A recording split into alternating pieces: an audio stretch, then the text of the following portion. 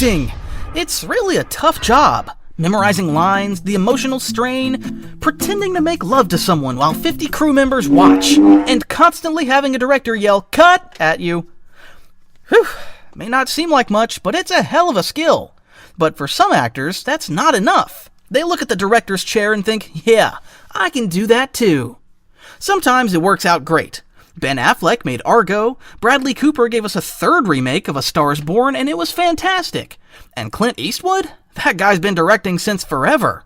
It's safe to say actors make good directors, except for some cases like Nicolas Cage with Sunny, or Kevin Spacey with Beyond the Sea, or Andy Garcia, The Lost City, or, you know what, let me take that back. It's safe to say, sometimes actors make good directors. Today, I will be reviewing a movie that proves this case.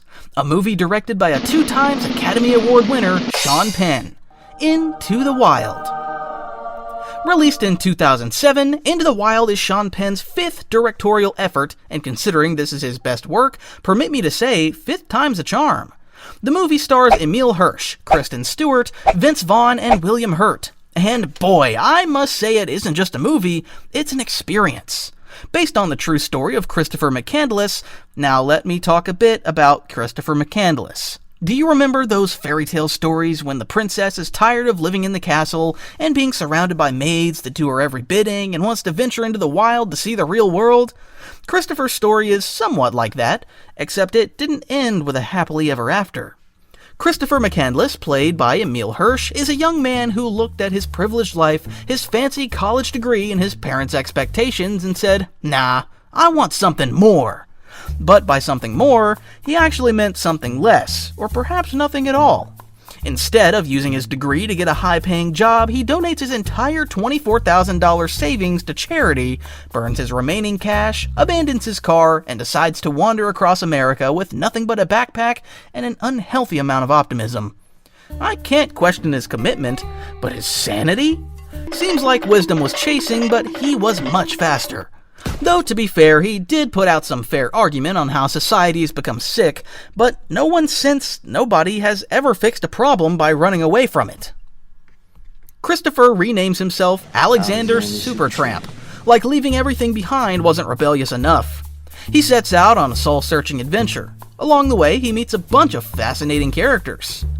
Wayne, played by Vince Vaughn, a grain elevator operator who became fond of him and gives him work and a place to crash. Tracy, played by Kristen Stewart, a teenage girl who develops a crush on him, but he's too busy being deep.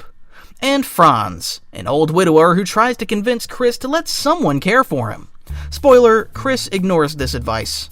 Throughout his journey, the movie romanticizes the idea of escaping modern society and finding meaning in nature. And to be fair, some of it is beautiful. The landscapes, the peace, the simplicity, I get the appeal. But the truth is, survival is hard, and Christopher would later find out the hard way. Eventually, Christopher makes it to his ultimate destination, the Alaskan wilderness. He finds an abandoned bus, which he dubs the Magic Bus. Unfortunately, it didn't come with red potions for health, or green ones for stamina, because real life isn't Skyrim. Finally, he gets to live out his self-sufficient, off-the-grid fantasy. At first, things seem great. He hunts, he reads, he writes poetic diary entries like he's starring in an indie folk music video. But as time passes, reality sets in. Food becomes scarce, his isolation grows overwhelming, and worst of all, he accidentally eats the wrong plant. Those red potions would sure have come in handy. Christopher, now weakened and starving, realizes that maybe, just maybe, life isn't meant to be lived entirely alone. He writes a heartbreaking message. Happiness is only real when shared. And that's when it hits. The freedom he was chasing, it was never about being alone, it was about connection. But by the time he comes to this realization, it's too late. Unable to get help, he tragically passes away in the bus. Sean Penn nailed it with this movie.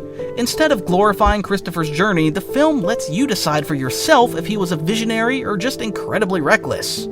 The cinematography is breathtaking, turning the vast American wilderness into its own character, both beautiful and unforgiving. The performances? Emile Hirsch is phenomenal. He draws you in with his intensity, making you forget you're watching a movie and feel like you're actually tagging along for the journey. Another great aspect of the film was Christopher's dynamic with Wayne. Out of all the people Chris meets, Wayne is one of the few who truly gets him. Or at least tries to.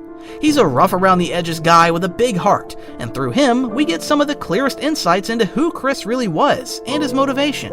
Their bond feels genuine, and you can't help but wonder if Chris had stayed with Wayne a little longer, maybe things would have turned out differently.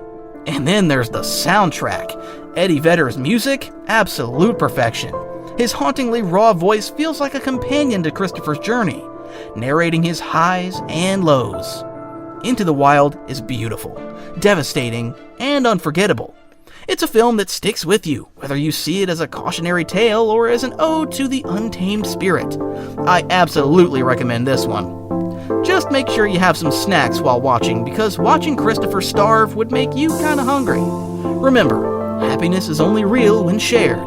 So share this video, like, subscribe, and hit that bell so when you feel alone, I'll come your way with a new video. Ciao!